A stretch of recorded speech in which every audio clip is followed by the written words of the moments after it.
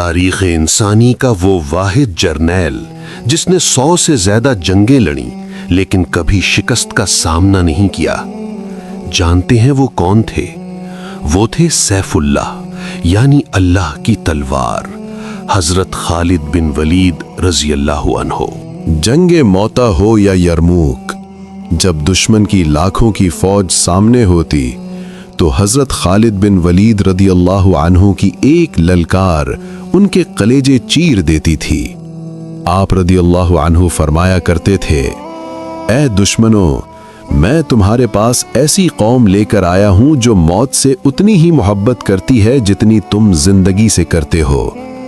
آپ کے جسم پر 1 انچ جگہ بھی ایسی نہ تھی جہاں زخم کا نشان نہ ہو، مگر آپ بستر پر نہیں، میدان جنگ میں شہادت کی تمنا رکھتے تھے۔